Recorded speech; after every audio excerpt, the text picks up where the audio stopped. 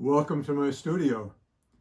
I began making kaleidoscopes in 1983 and have been a Brewster Kaleidoscope Society member for over 30 years, serving part of that as a director for several years and then as vice president.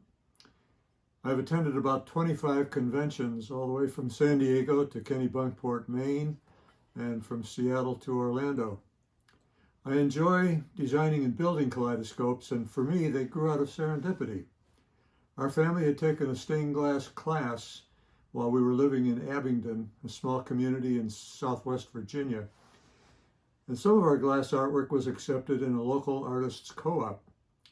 On a vacation trip to the North Carolina shore, we stopped and visited a gift shop, and they had a stained glass kaleidoscope in the shop, which caught our attention.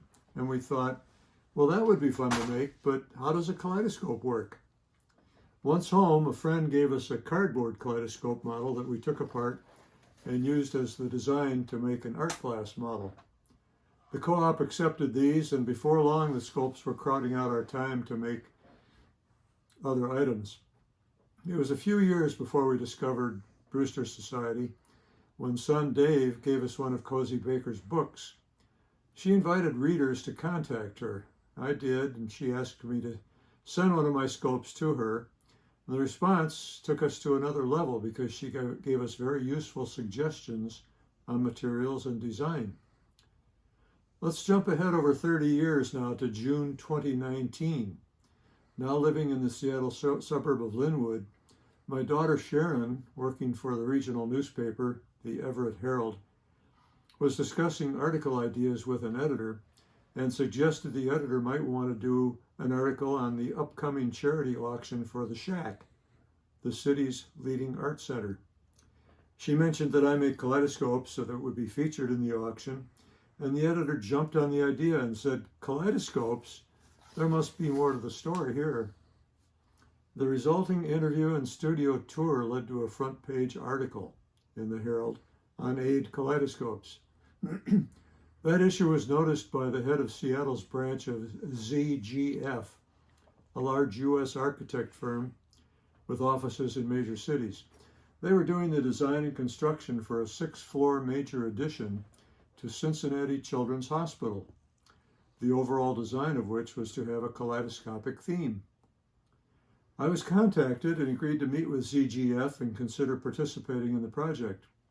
After several meetings and visits to my studio and my visit to their Seattle and Portland, Oregon facilities, work on the project began. ZGF provided me with a scale model of their concept of the installation, and I proceeded to develop design proposals. The project called for 4 sets of rotating 6-foot diameter kaleidoscope image wheels, accompanied by 5 kaleidoscopes to be placed on 4 floors of the hospital addition. The image wheels to be made of art glass mounted on clear acrylic plates and installed into the walls of the lobby waiting rooms. And the walls would have a cutout section about 40 by 45 inches, allowing a portion of the rotating wheel to be observed from the lobby.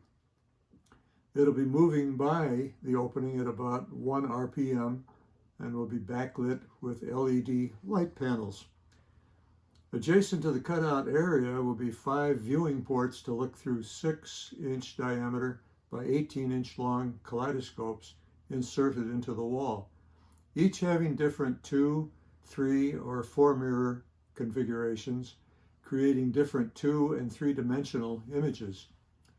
The wheel designs were selected from sketches providing variations for each floor, and the kaleidoscope mirror images will vary from floor to floor as well. The scopes will be arranged so that multiple viewers of multiple heights can look at the same time. Each scope will be placed to observe separate sections of the image wheel as it rotates by. I mentioned welcome to my studio, but this project required more space than my studio allowed, so it became studio number 1. The dining room became studio number 2, where a 2-foot by 4-foot light box resides on the table to test glass colors and textures and how they look through the kaleidoscopes. The coffee table in the living room is a stand for the scale model of the project. Studio 3 is the garage where my 2 kilns perform glass slumping and fusing operations, and where wet grinding, wet belt sanding, and glass drilling with diamond bits occurs. The cars have been reassigned to the driveway so that large tables could be set up for this project's glass cutting and assembly of the 6-foot wheels.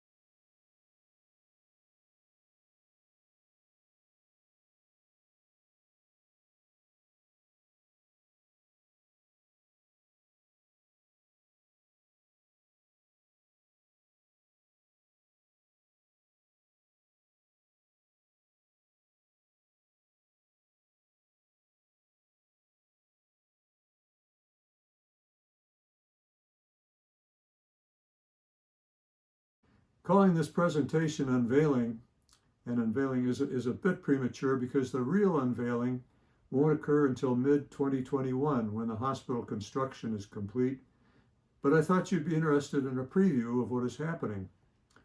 I finished doing the art glass cutting work at my studio in late October, and the glass being mounted on the 6-foot in diameter acrylic plates in early November at ZGF's Portland shop, where they are also building the frame structure, lighting, and motor drive. The wheel assemblies will be shipped to Cincinnati fairly soon after, being bolted down to the truck floor en route, and the Kaleidoscopes will follow early in 2021. The collaboration with ZGF has been outstanding and is progressing in a timely manner to complete the installations in time for the mid-2021 grand opening. That's when the real unveiling of this project will occur. And if you have the occasion to visit Cincinnati Children's Hospital, don't miss seeing this unique kaleidoscope project in action. My thanks go out to many of my BKS friends who I tapped into for thoughts and suggestions as this project developed. And special thanks to Jordan Aid, my grandson, who put this presentation into existence. Thank you.